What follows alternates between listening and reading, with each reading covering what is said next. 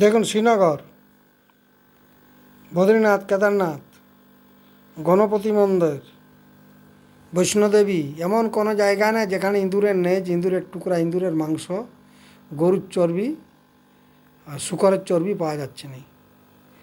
আর এই সাধু সন্ন্যাসীরা এখানে প্রসাদ তৈরি করছে আর ভগবানকে বলছে আপনি টাকা লেন, সোনা লেন, দানা লেন, আমরাকে বড় লোক করুন।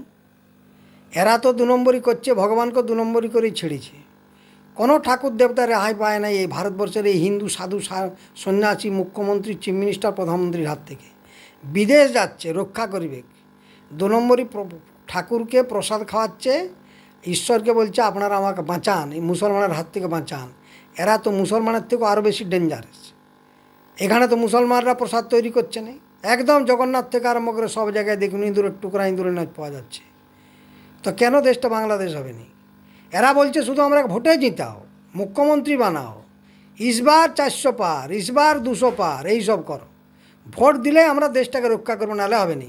বিবেকানন্দ কি প্রধানমন্ত্রী ছিল? না রামকৃষ্ণ, না আপনার এই যে শঙ্করাচার্য, না গোরখনাথ, মৎস্যেন্দ্রনাথ, তোতাপুরী, এরা কি কোনো মুখ্যমন্ত্রী, চিফ মিনিস্টার ছিল? এরা ধর্মটাকে রেখে গেছে। বুদ্ধদেব, জৈন, এরা কি মুখ্যমন্ত্রী, চিফ মিনিস্টার ছিল? এখনকার নেতারা শুধু বলছে ভোটে আমরাকে জিতাও, আমরা এই প্রসাদ থেকে রক্ষা করব। ভগবানকেও এরা ছাড়ছে নেই। তাহলে এরা দেশটাকে রাখবে না দেশটাকে কোথায় নিয়ে যাবে? পাকিস্তান, বাংলাদেশ কোনো একটা আমেরিকার হাতে এই দেশটাকে তুলে দিন যাবে। আমাদের দেশের এই রাষ্ট্র নেতারা, বিশেষ করে বিজেপি নেতারা আর হিন্দু পরিষদ, আরএসএস, সব থেকে বেশি দেশের শত্রু যদি দেখা যাচ্ছে আরএসএস, বিশ্ব হিন্দু পরিষদ। 100-150 বছরের এরা কী করছে এতদিন? কী করছে? শুধু টাকা কামাচ্ছে আর হাফ প্যান্ট পরে ঘুরে বলছে আর একটা লাঠি নিয়ে দেশ উদ্ধার। এখন পরমাণুর যুগ, লাঠি নিয়ে দেশ উদ্ধার হবে। পাগল আর কি।